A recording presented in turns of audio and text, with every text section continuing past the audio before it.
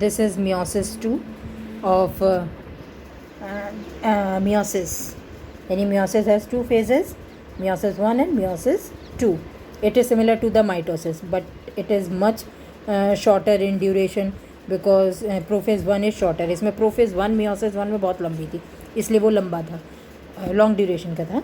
और ये शॉर्टर क्यों हो गया? क्योंकि इसमें प्रोफेज 2 प्रोफेज जो है वो बहुत छोटा है इसका.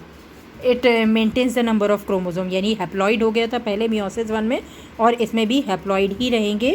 एंड meiosis 1 की तरह, इसीलिए meiosis 1 में जितने क्रोमोजोम नंबर थे यानी हैप्लॉइड हो गए थे, रिड्यूस हो गए थे, इसमें सेम रहेंगे. That's why it is called homotypic और equational division. But it is different from mitosis in the following ways. क्यों ये अलग होता है meiosis 1 में? वो माइटोटिक डिवीज़न की तरह.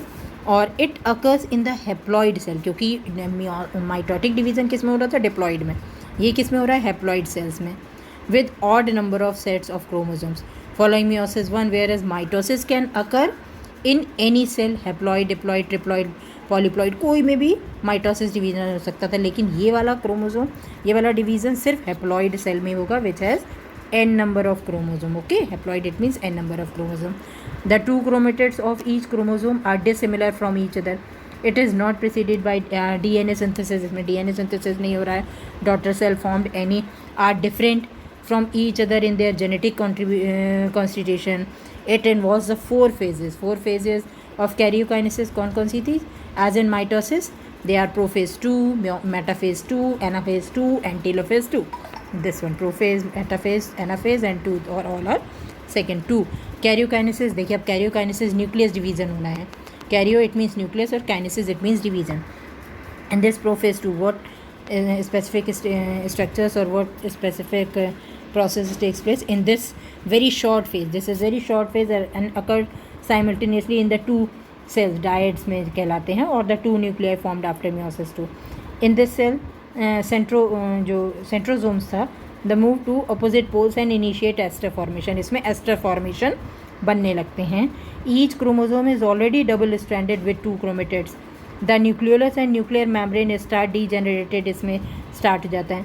And after that the spindle formation initiation, spindle formation initiate हो जाता है. मेटाफेज 2 में क्या होता है? स्पेंडल फॉर्मेशन कंप्लीट हो गया, इसमें इनिशिएट हो गया, इसमें कंप्लीट हो गया. After that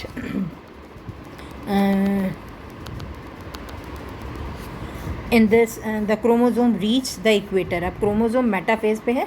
ये देखिए इधर की सेल का ये वाला पोर्शन आ गया तो इक्वेटर पर पहुंच जाएगा, यानी पूरे जो सेंट्रोम इसमें इक्वेटर पर पहुंच जाती है. ये वाला इक्वेटर, इसका सीधे इस तरीके से हम इक्वेटर मान लेते हैं, तो ये इक्वेटर पर पहुंच गया. ठीक है, तो इक्वेटर पर पहुंच जाते हैं.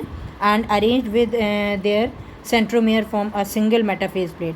The chromosomes are attached by their kinetochore. अब क्रोमोजोम जो होते हैं काइनेटोकोर से अटैच रहते हैं. काइनेटोकोर आपको पता है, this one is the chromosome and this one is kinetochore. And two kinetochore present in two kinetochore and this forms two kinetochore forms centrosome से, जो उसका बीच का सेंटर बनता है.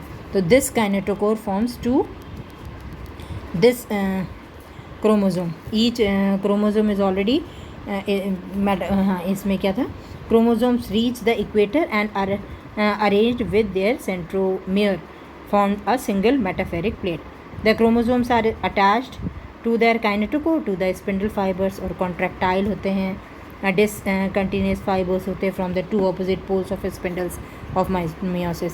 ठीक है, टू ऑपोजिट पोल्स की तरफ ये जाने लगते हैं. Okay, after this stage anaphase 2. Anaphase 2 में क्या होता है? द जो सेंट्रोमियर होता है of every chromosome breaks and the two halves, जो दो हाफ होते हैं, each with one chromatid starts moving to the opposite poles as daughter chromosome. और centromeres lead to the path to the poles, और while the limbs जो होंगे trail behind. Okay, telophase 2 में क्या होगा? The chromosomes have reached the poles. अब chromosome क्या हो गए? पोल पर पहुंच गए हैं. स्पिंडल्स डिसअपियर्ड हो गए हैं. Group of chromosomes of each pole get arranged और organized into a nucleus with the formation of nucleus envelope. And a nucleolus बन गया, ठीक है। और after that this phase the chromosome start uncoiling, अब इस समय क्रोमोजोम की अनकॉइलिंग स्टार्ट हो गई है, and become thin and long, it means the chromatin reticulum is formed inside the nucleus. This one, okay. In plant cell में क्या होगा, phragmoplast is deposited in the center, लेकिन एनिमल सेल में क्या होगा, contraction appears in the cell membrane in such a way that the 4 nuclei will become separated into 4 compartment, 4 compartment में ये divide हो जाएगी। अब इसके बाद साइटोकाइनेसिस होगा। साइटोकाइनेसिस अगर the same way describe under meiosis, meiosis में जैसा होता है वैसे ही इसमें होगा।